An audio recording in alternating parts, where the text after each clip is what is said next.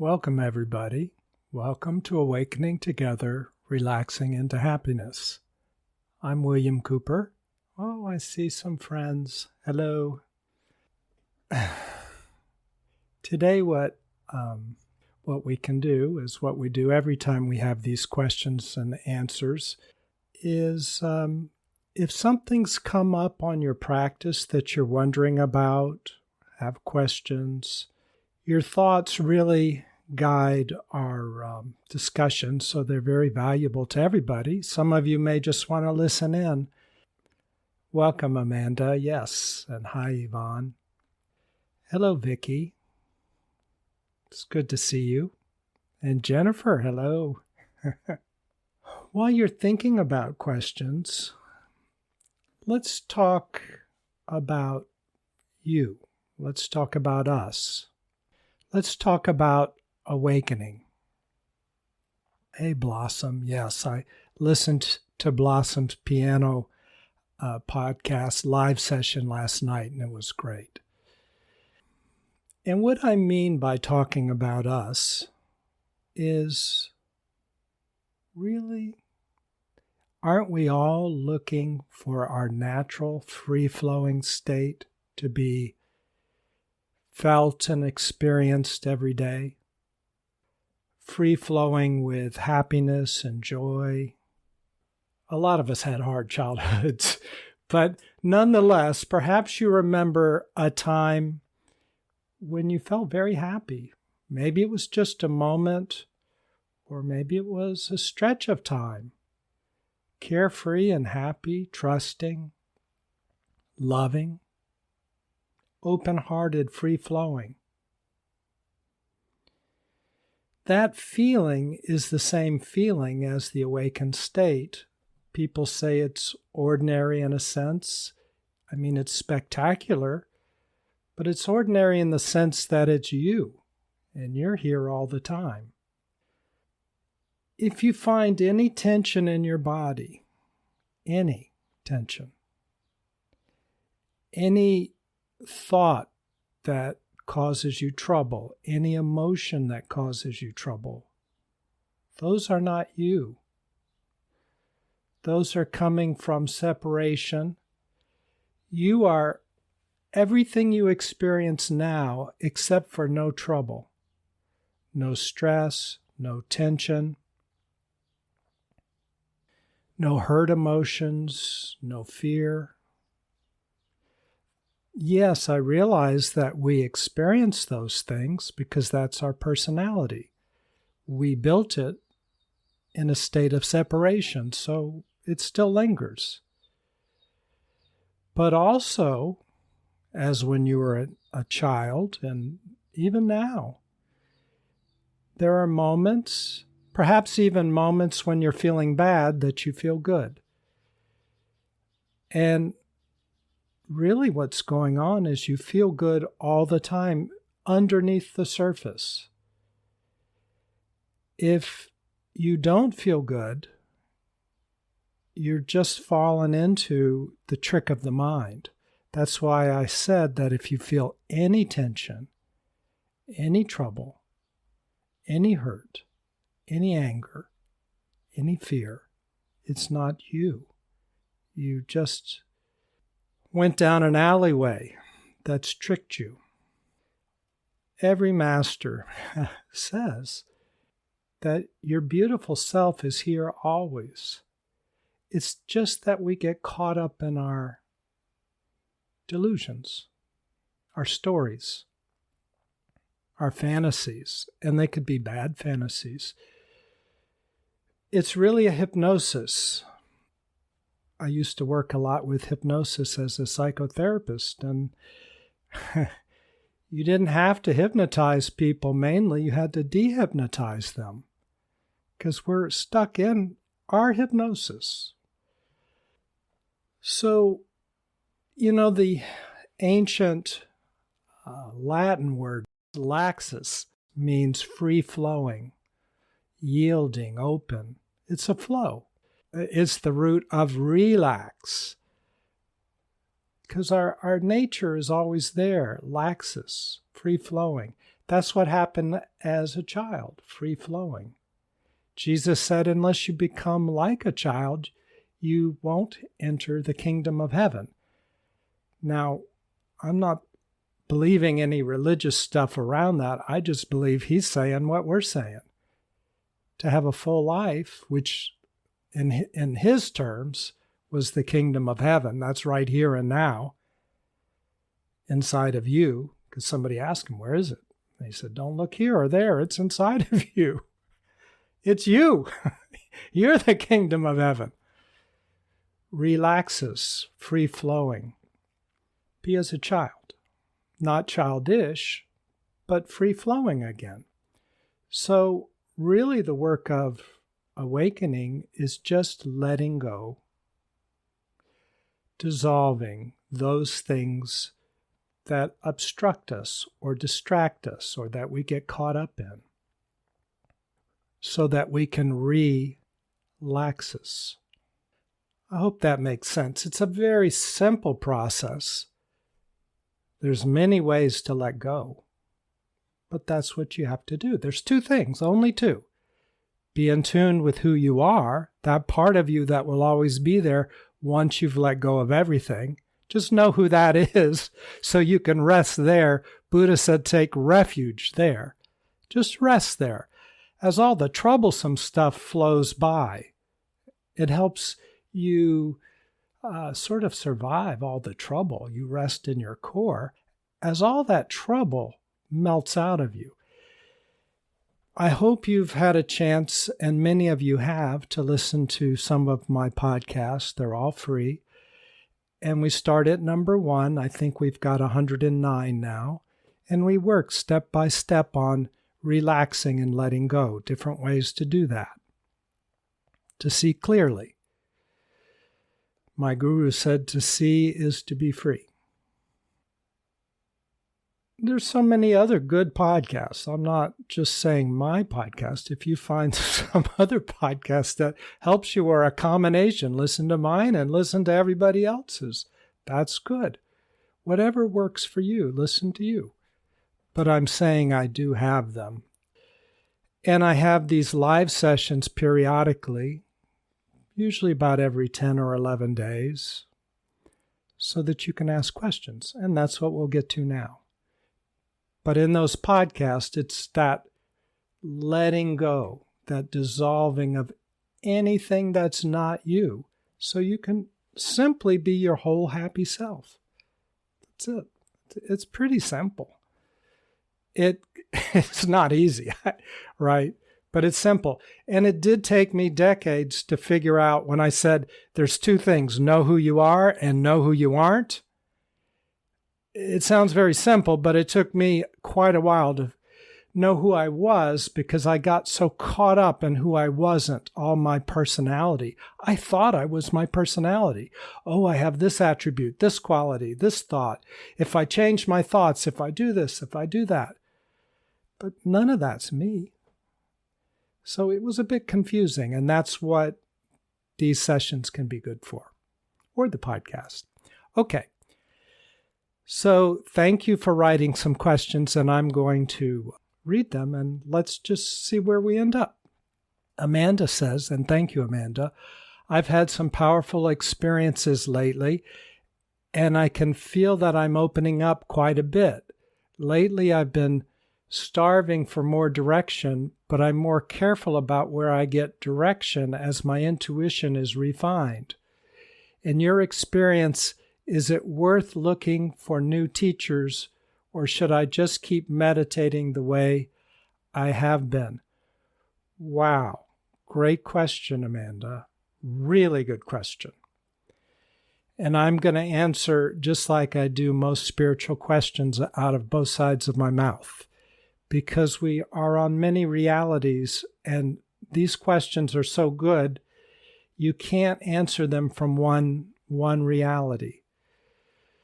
Your fundamental question, the center of your question is, should you trust yourself and sit still and follow your process, follow your heart? And the answer to that is absolutely. That's all you need. That's it. Keep meditating the way you have been. So often we get caught up in chasing this and that and this and that, and we don't find ourselves. And the only way to find ourselves is to sit still with ourselves. So yes, absolutely. That's the core of my answer to you. However, now here comes the other side of my mouth. Sometimes we don't realize, myself included, when we have a blind spot. We don't realize it because that's how I've always been for my whole life, maybe past lives. So what I think is baseline is just a habit. Other stuff, the profound stuff, is my being, but it's sometimes easy to overlook things. When you listen to a new teacher, I would not chase them, I wouldn't follow them, but I would listen to them, and for the purpose of, it can reveal blind spots. They can say something and you can go, oh, that resonates. And I didn't think of that. Sometimes when we sit by ourselves, it's very safe. And I'm not saying this about you, Amanda. I'm saying it about me and many others. And it's not that we don't have courage. It's just that somewhere 30 years ago, we made a decision not to go down a certain avenue, and that's closed off and we don't even see it. Now, if you sit still long enough and you move, you live life fully, any blocks that you have will come up. Life will show you them. So there's that too. You're your own guru. I like where you're coming from, Amanda. I'm just saying I'd be open to other teachers here and there, but not overwhelmingly. And even if they're very awake, I wouldn't necessarily follow their teachings. I would just listen to where they're coming from and test it against you and trust you as the center, not them. I hope that makes sense. One other thought keeps coming to me, so I'll throw this out too. When Jennifer and I were in India just this early this year, somebody sent me an email and they said, I trust life, I trust oneness, I have deep trust. So I hear about everybody talking about manifesting and visualizing the life I want and this and that, and I just trust that the life is going to unfold the way that my life should unfold. So do I have to do all that stuff? And is there any value to it? Am I missing the boat? They said. Because I don't feel to do it. And I agree with them. Their core, their center. I said that to them. Yes, I agree with you. But in a related way, Amanda, like what I was saying to you, I said, however, you want to ask yourself very gently, is there a block inside of you that you don't see your life? I don't mean everything in your life, but there are things that your heart is guiding you towards. And if you had a vision of it, would that bring up an emotion? Would it bring up anxiety? What if I put a vision out there and it doesn't happen? Am I doing something wrong? Does my whole worldview crack apart? Now, that didn't apply to her, but I'm saying we have a lot of blind spots, and sometimes doing spiritual exercises can be helpful to reveal those blind spots. That's what I was saying. When we're out and about in life, life will bring it up. Somebody might make a comment, or you might wonder, why don't I smile more? What happens if I do smile? Ooh, I feel anxious. Why is that? So life will be your guru. Okay, that's a long answer. I hope it was helpful, Amanda. I think you're right on target. I'm basically saying yes. I like where you're coming from, and some thoughts. If I didn't answer it thoroughly, please ask again or ask another time or even today.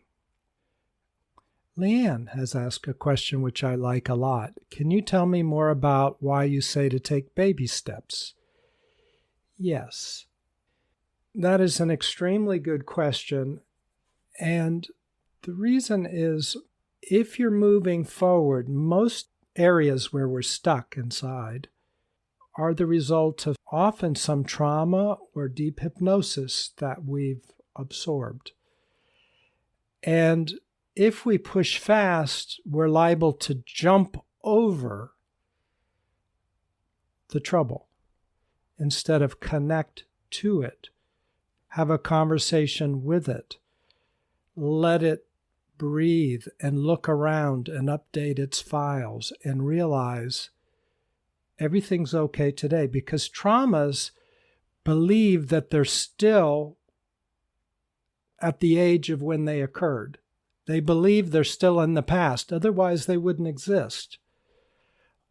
I'm anxious because something happened years ago. Well, why are you still anxious? It's not happening. Because on some level, I think it is happening. So by taking baby steps, I can connect and be a friend to myself, gently. Because even though I might be able to go quickly, the trauma might not be able to go quickly. And awakening is about the trauma. It's not about me. I know there's only one here, and I'm talking like there's two people. But it can kind of appear as if they're two when we split off from ourselves and dissociated. The conversation that we have with ourselves by taking the baby steps reassociates us back into oneness. And if we push the dissociated part of us faster than it can go, it can't go. We've jumped over it rather than connected to it. For instance, if I did breathing exercises, I can breathe in one way, but the trauma might only be able to take little, slow breaths. So do I listen, even if my instructor says, take a deep breath? Is the trauma able to? Maybe the trauma just needs a tiny breath and somebody to listen to it. When you connect, what happens in connection is healing. The second reason, and it's related to taking baby steps, is that when there's PTSD, and there often is, if we push too fast, we release too much pain faster than we can discharge it. And if our system gets overwhelmed with pain, we really want to heal. We really want to be awake. We want to be awake now. We're tired of this pain. And we push too hard, too fast. It can release too much. And we can lock down. We can lock up. We might partially realize we're locking up, and then we may just jump over and start using willpower rather than dissolution and connection, or the dissolution that occurs through connection and well-being. Another reason for taking baby steps, there was a famous doctor, Milton Erickson, and he was a psychiatrist.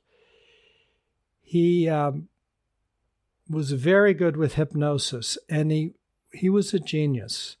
And based on his hypnosis, they developed neuro-linguistic programming. They developed systems approach and family therapy. A lot of our current thinking is based on his observations. And what he observed is if you move quickly, it's very hard to heal, probably for the reasons we've just talked about. Jennifer says, good question, baby steps reminds me of when I talk about just 1% better. Just be 1% better today. Thank you, Jennifer. Nice observation and comment. There's a guru that I've had so many gurus. So to Amanda's question about following people, I've listened to them. That's why I answered the way I have. But I don't follow any of them. I listen to all of them. And one of them, Prajnananda, he's the head of Kriya International. His guru was the brother guru of Yogananda. They had the same guru, Yukteswar. And after Hariharananda, the brother guru of Yogananda, died, Prajnananda took over the Kriya International. And it's basically the Kriya path around the world. They're not so strong in the United States, but they're probably the predominant one in the rest of the world.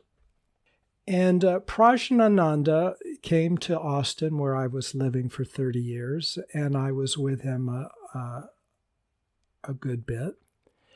And he would say after we meditated, the group of us, he would say, "What have you noticed changed? What has changed? What did you change?" He didn't just say meditate. In that meditation, what changed? Basically, if we wanted to put more words on it, what emotion let go? What habit did you let go of?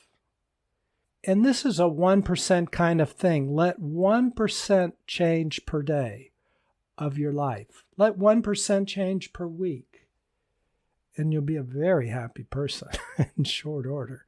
1% a month. This is doable. It's something we can do. We can take baby steps. I can do one thing at a time. So baby steps. And there's another reason. Have you ever had a day, Don Miguel Ruiz with the 4 agreements talked about this. He said, just do your best each day. And what your best is each day will vary. Because have you ever had a day when your best was just getting out of bed and barely getting through the day? That was your best. You were overwhelmed. Well, on a day like that, just doing a 3-minute meditation is keeping your focus. That's a baby step. Just setting a goal is every day, if I just do 1 minute of meditation, that's my low end. But no matter what, I will do 1 minute. You'll get there. You'll get there. If I forced you to hop out of bed and do a lot, you probably wouldn't get there as fast. Okay, well, things like that is why baby steps. Hey, if there's a day where you can take a giant leap, do it. Just don't force yourself. Because awakening is not about force. It's simply about listening and being. It's simply being yourself, not forcing yourself, being yourself. Any feeling of force or struggle is really coming about because we're coming from our personality and we're trying to so desperately to remove obstacles. And there's nothing bad about that. That's what I've done. That's what everybody's done. That's what we do. That's all we know to do. But remember, the end goal is no force, no pushing. I got to tell you one other story. Decades ago, I was trying to figure out, I didn't really believe in psychics or channels and things like that. And frankly, it's not my thing. It's just not. But I decided to go about it logically, and I made appointments with about 5 of them, and I asked them all the same questions to see if they would come up with similar answers. Or was there anything to any of this? This is my logical self 40 years ago. And it blew my mind, actually, but some were better than others. But one channel said to me, she was telling me about myself, and she says, "Oh, you get a lot done. You've got great willpower. You're very successful." And I was. You're doing this and that and this and that. But the way she said it, just sounded slightly funny, tiny bit funny, like you're saying it's like a good thing, but there's a tone here. And so I asked her, I said, you're saying that's like it's a good thing, but in a way, it almost sounds like your tone is like it's not a good thing. And she says, oh, no, it's very good. You've got excellent willpower. You're going to get a lot done. And then she said, it won't amount to anything, but you'll get a lot done. Awakening is a bit like that. Now, I know there's a middle ground. We do have to do things, and we try our best, and we've got to work on the level that we are on. But remember, the end point is just being yourself, and there's nothing to do when you're yourself. You are yourself, always, without doing anything. You could not be yourself if you tried. Amanda, I had huge anxiety driving on the highway using your technique. I realized it was my 3-year-old self thinking that we were going to get in trouble. She couldn't believe we are an adult with a license allowed to go that fast. When she finally took it all in, she was so happy and excited. I haven't had a panic attack since I let her drive to my parents' house. Well, now, Amanda, that is so super. It's that all up and down the line. You've got it. That's it. As I said, life will bring up the stuff, the parts of us that have been dissociated. That part looked around, updated its files. You can help it realize, and perhaps you did, that she's okay by saying, do you realize that you're no longer 3 years old, that we're no longer stuck back then? She might be 3 years old, so I'll choose my language a little more carefully. But I would say, do you realize that we're not back then, and it's okay? I'm taking care of you. It's all right. You make it a very simple question, a yes or no question. She looks around, and at first she might not realize. She might say nothing like, I don't trust you. Who are you? This is crazy. But then slowly she might start to look around, unfold, and breathe. You said, just breathe, just relax, just I'm here with you. And she does, and then she looks around. And then you can ask again, do you realize that it's okay? We're no longer back then. We're here now, and it's okay. Look, I know how to drive. Is that good or bad that I know how to drive? You happy or sad about that? Because we're going pretty fast in this car. Whoa, I'm happy. Good. Then soak it up. Enjoy it.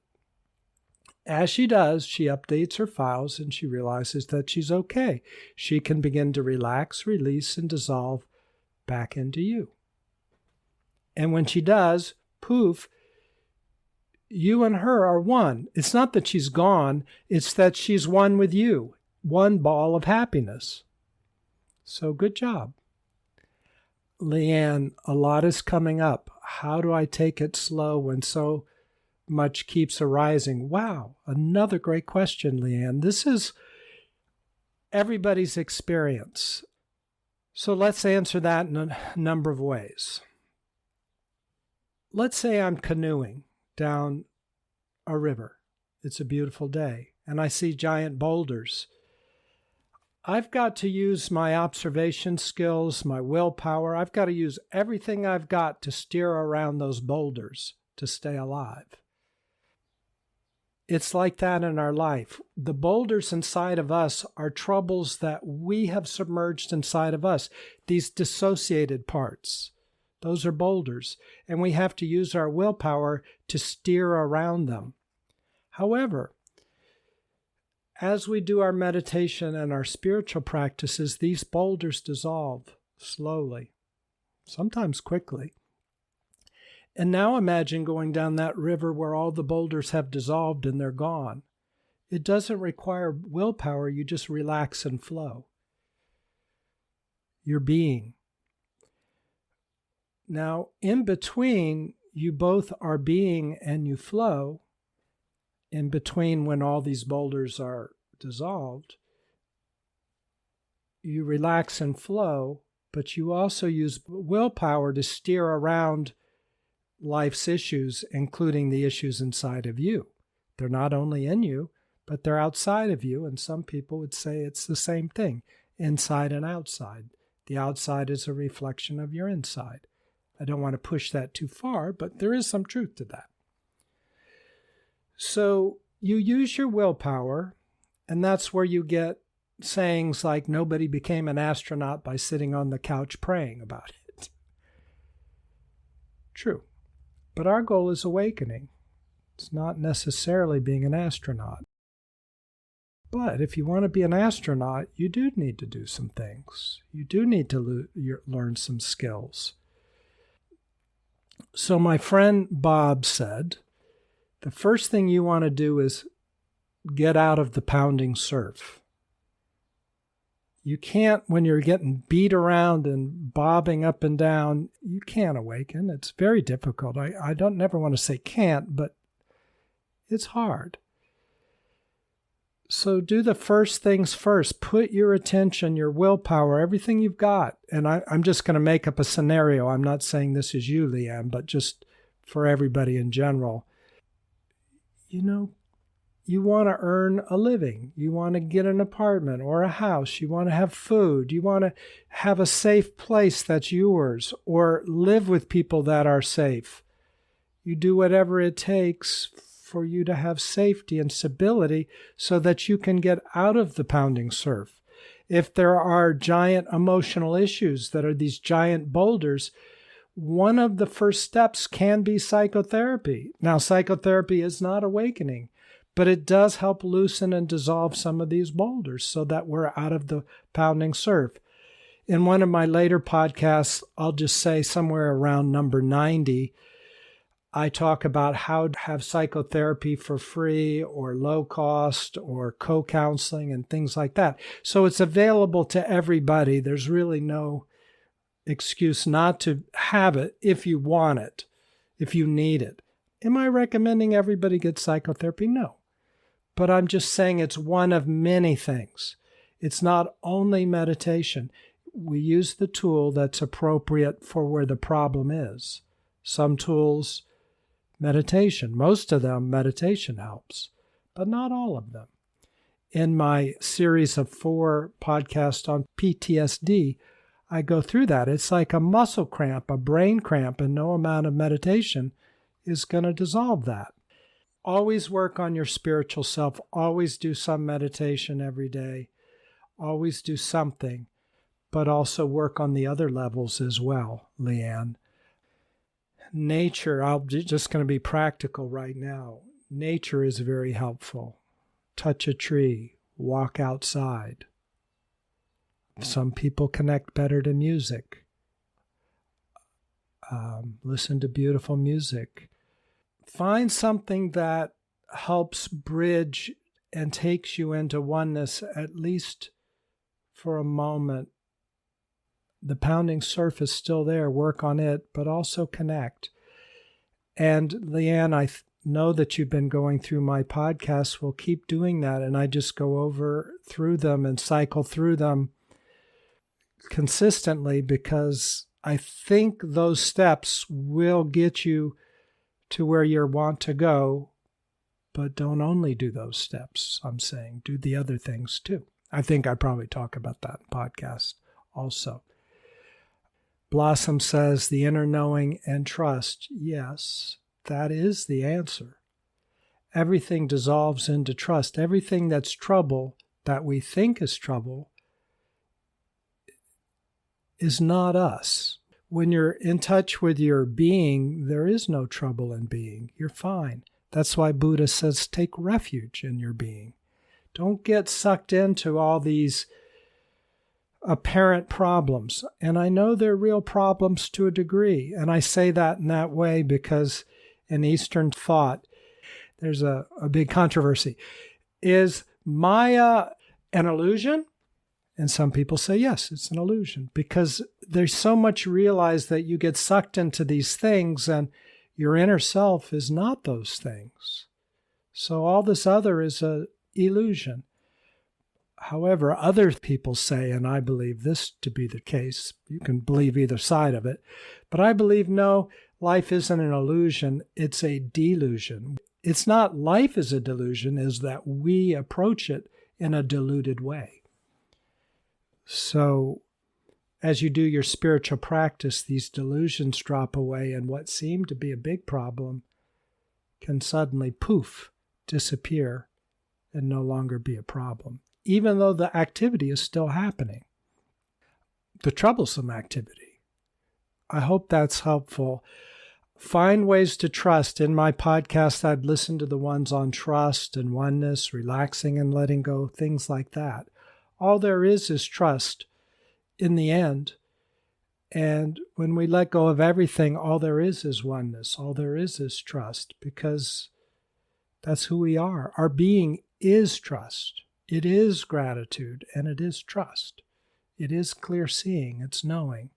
That's there all the time. That's you, Leanne, all the time, even if your world might tell you otherwise.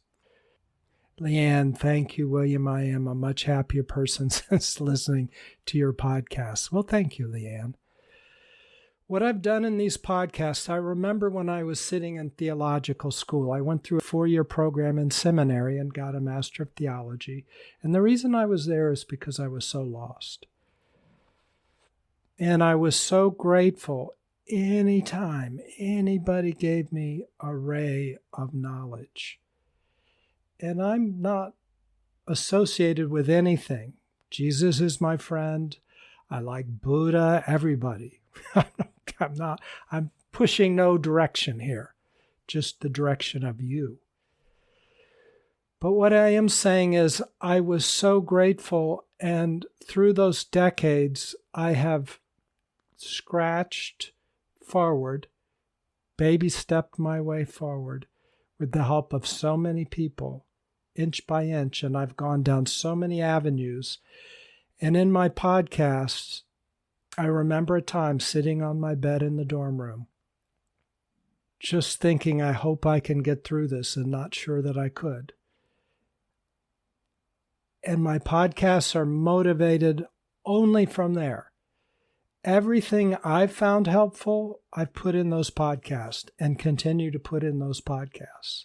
But the things that weren't helpful to me, I don't put them in there, or I'll talk about them and tell you why they weren't, because I don't want anybody spending decades moving in a direction that's not helpful to them. So it delights me to hear that my podcasts are helpful to you. That's my intention. They're free. I do them only to give what's been given to me. So thank you, Leanne. That means the world to me. And I'm doing my best. Does that mean I'm thinking these are the greatest podcasts ever? I think they're pretty good. Not that my delivery is wonderful, but I think what's in them is, if you work at it, you'll get what you're looking for. But I don't believe these are the only good way to go. I think there's lots of people that are offering such beautiful teachings and guidance. I would listen to whoever resonates with you. I just tried to weed through. There's so much out there. I try to give you a focal point. You got to start somewhere. So I try to give you a center. And from there, move any direction that feels good to you. Okay, Sue says, thank you, Leanne, again. Sue says, my daughter, who is struggling with her autism, is going back to school after summer for her graduation year. For me, that is a huge reason for stress and anxiety. She has had some bad experiences, and I'm worried it will be a negative experience yet again. Also, I am diagnosed with OCPD, and my school years were very difficult for me, and I had to burn out in a graduation year. How can I be there for my daughter and take a step back from all this brings up for me? Life is difficult, Sue. Really. I had a tough childhood also. And I won't go through all of it. But there was a reason why I was sitting in seminary not knowing what to do. Very depressed and anxious. And that's an understatement. I mean, you may have felt this, but just wondering if you could make it through the day. It felt like I just tried to get my nose above water and take a breath. You might be feeling that way.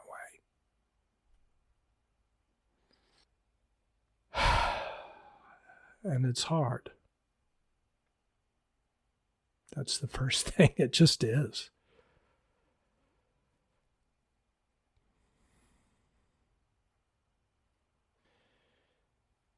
But I'll tell you, the core is you're okay. And everything that's hard is going to turn out to be equally great for you if you keep taking your baby steps. That's why I said baby steps, because I don't know about you, but I didn't have any other kind of step I could make.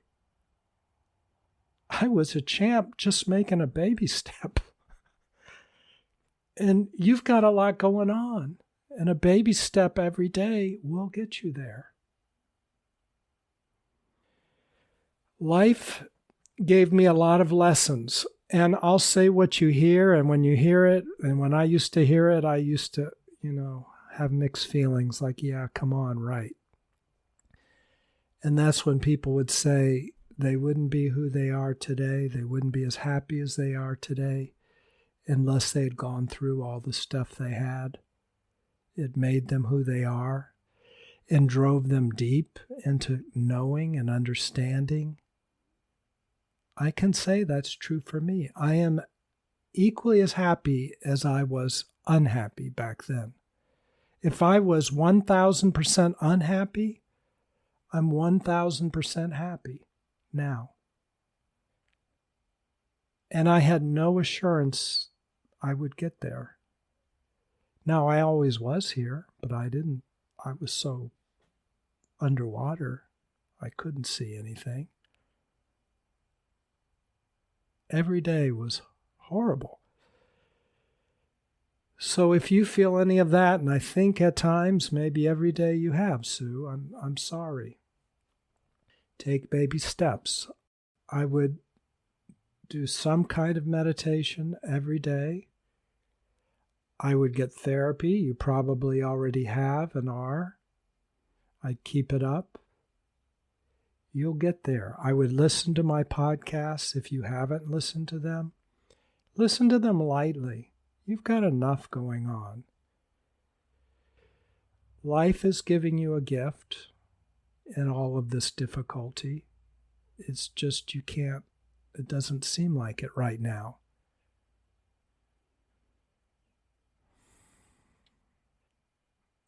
I'm reluctant. I'm not going to slap out some 1, 2, 3s on this. Except for listen to my podcast. That's all I can offer.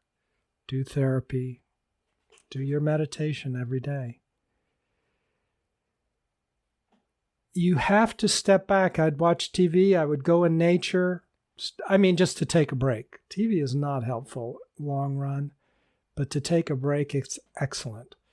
Can be. But I would be in nature as much as I can. I walk for hours every day. Every day.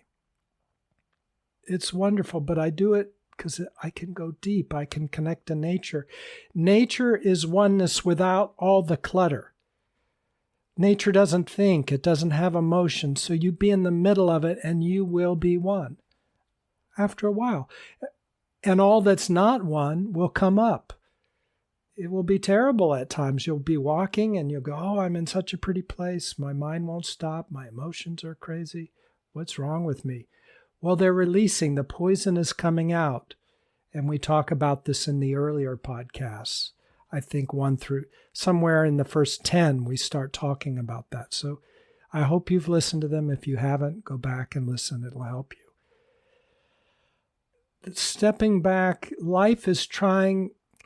You need to take a break. You need to connect to healthy things, yes, but not overlook that life is giving you a gift, and what's coming up in this so painful is a releasing of that poison. So you don't want to go overboard and try to get away from it, try to manage it too hard. You want to feel it. And I imagine you can say to me, don't worry, I'm feeling it. but do it in a productive way. And that's why listen to those podcasts. That's a start. I hope that helps. Amanda says, same here, Leanne. William was the first teacher I followed carefully and have been so grateful for the strides I've made. Thank you so much, Amanda. Just in case it seems like I'm a big blowfish puffing myself, I'm not.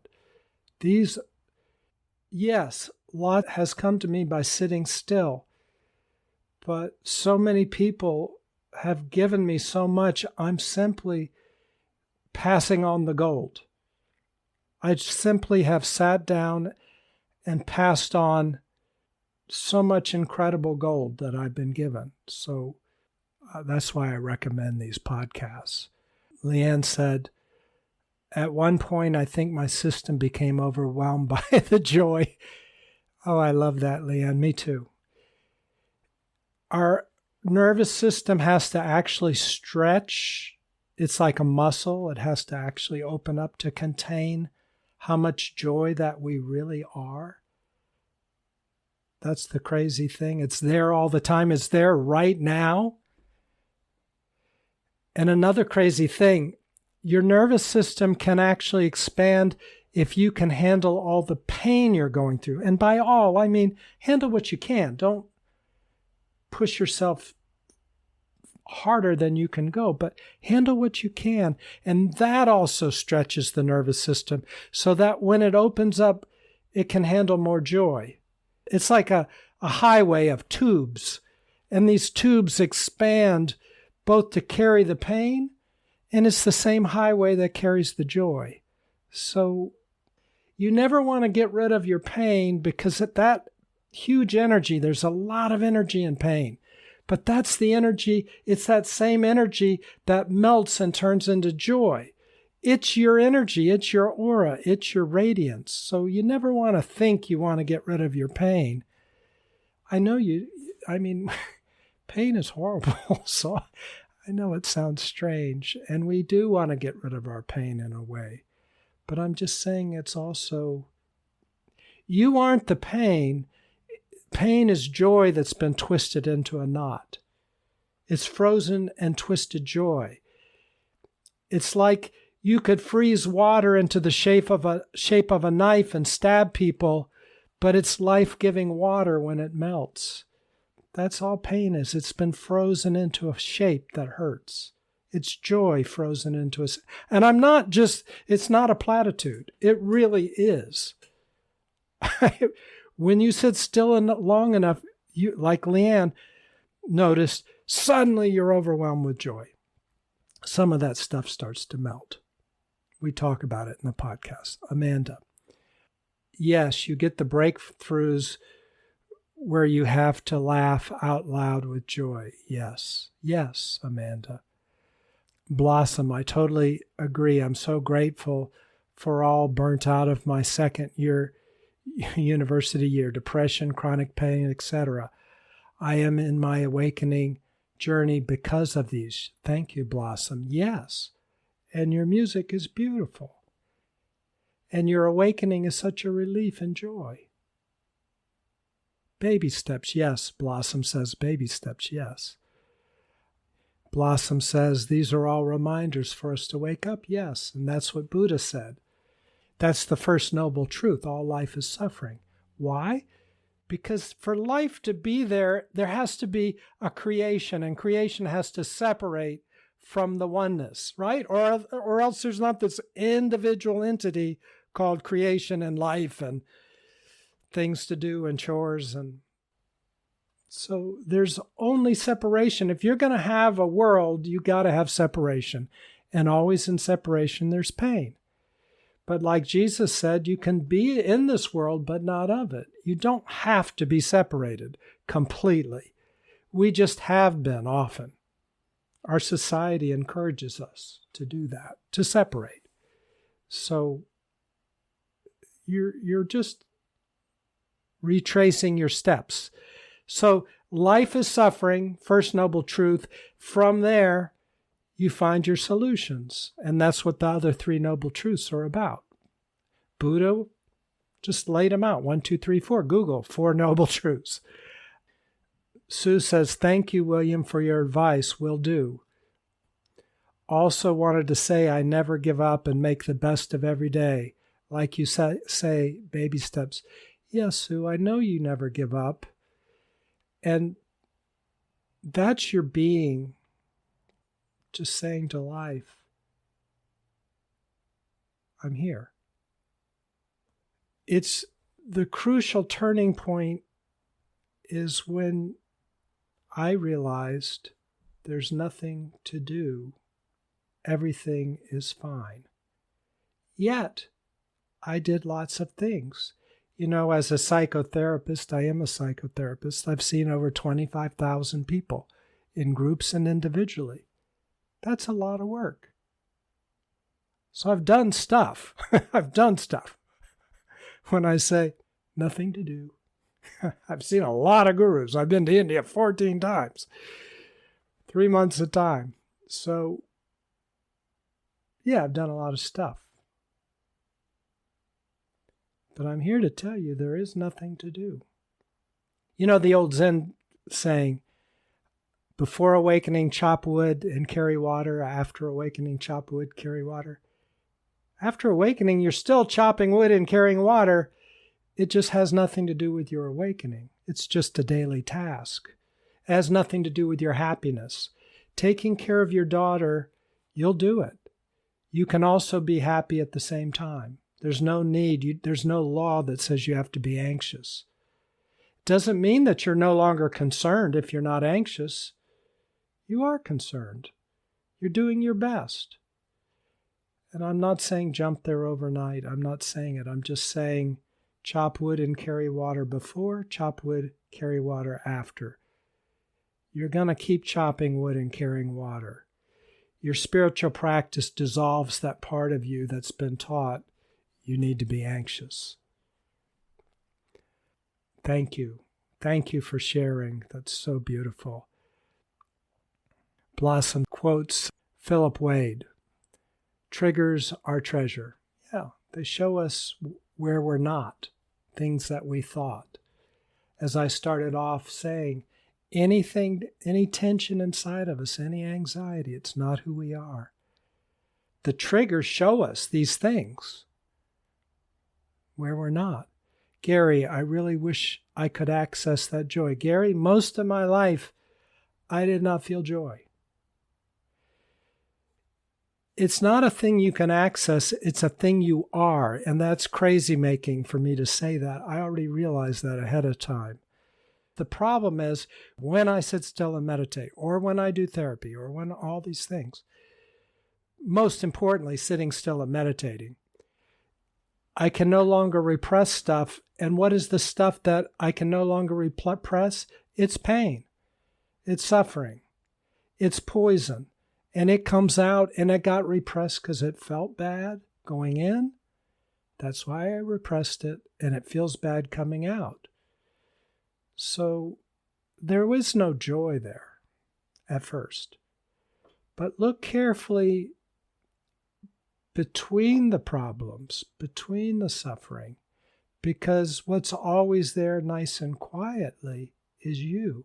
And when you sit and put your attention on you long enough, it starts to vibrate. It's like attention on attention starts to vibrate, and it erupts with joy. It's not like when I get rid of every last tension, then I'll feel joy. Not necessarily. I was with this other teacher, awakened man, Tony Parsons, and this older man said to Tony, I've for the last, let's say 10 years, I've focused so hard and I've eliminated all my thoughts and emotions, but I'm like a dry desert inside. Have I been doing anything? What have I been doing wrong? And Tony just sighed and said, yes, terribly wrong. It's not that you get rid of your thoughts and your emotions, and that brings you to joy. It's not that. It's that you put your attention on who you are, the awareness, and simultaneously, triggers are your treasure.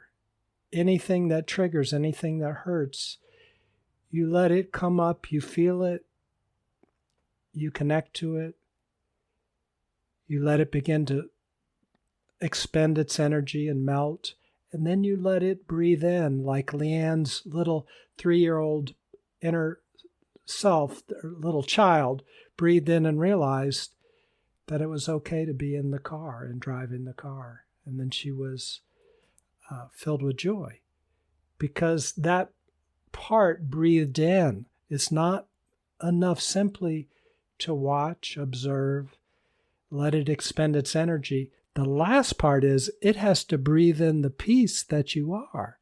It has to update its files, and then it can release, relax, and dissolve. And when it dissolves, that boulder is no longer there for you to hit as you canoe down the rapids. It's gone. So you're more open now to put your attention on awareness because there's no longer danger, and that just starts to radiate into joy. So it's already there, Gary. You are the joy you're looking for.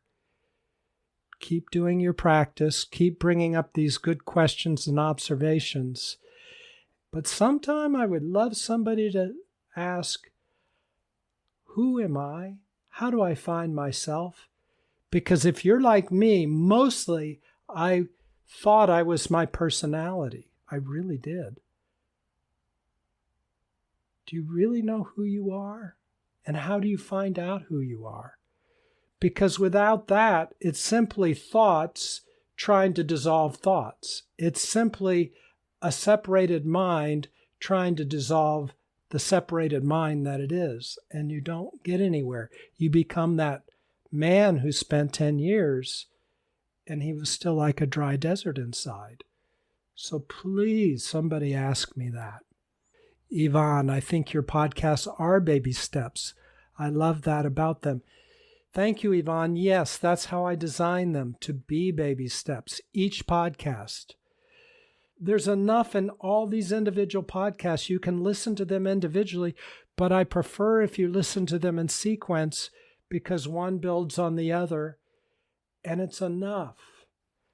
But if you see a title you like or you want, just listen to that one. It's fine. There's enough in each one. Each one is a podcast. It is a baby step.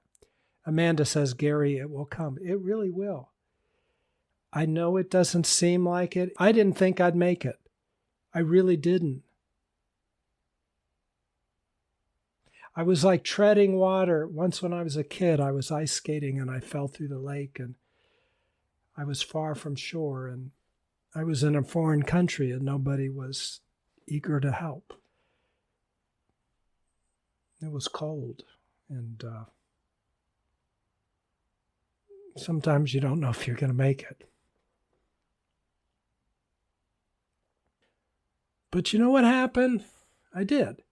And you want to know how? I first started pulling myself up and the ice broke. I thought I'll just break ice if I could make it. I was like 12. If I could make it to the other side. But what happened? I was with 4 brothers. We were skating together. And the littlest one, the littlest brother, he was, I guess, 12. He got on his stomach and he came out onto that thin ice. And you could hear it pinging. And he was about to, it was going to crack and pull him in, but he got out on his stomach and he reached out. And he gave me his hands. And the next biggest brother reached out and grabbed his feet, and he was on his stomach. And it was pinging. Ping, ping, ping. I don't know if you've been on ice skating on a thin lake, thin ice. The next biggest brother got on his stomach and grabbed his feet. And the biggest brother was at the end of the chain, and he pulled us all out. Now, the ice kept breaking for a while, and I kept going in, and they kept holding on. And it was like I couldn't get on top because it would break, and then it would break, and who knows, it could have pulled the next brother in and all of us. But he kept pulling and pulling and pulling. Now, the oldest one was probably 16, maybe. and they pulled me out. So, Gary, that's what friends do.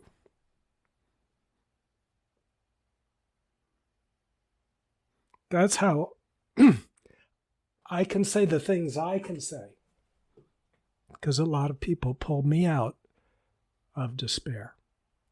And I can truly say it's amazing just what Amanda said. Okay, I say that for encouragement. Leanne, William, I'm so happy and grateful to have found you here. Until next time. Liz, precious time here today with you, William, and excellent questions, everybody. Yes, excellent. Thank you. Vicki, I'm so thankful I found you on the Insight Timer. I'm eager to start listening to the podcast. Yes. Thank you, everybody. Take care, everybody. Bye. Hello, this is William. If you've enjoyed this podcast, please consider sharing it with somebody else. Send them a link. Thanks so much.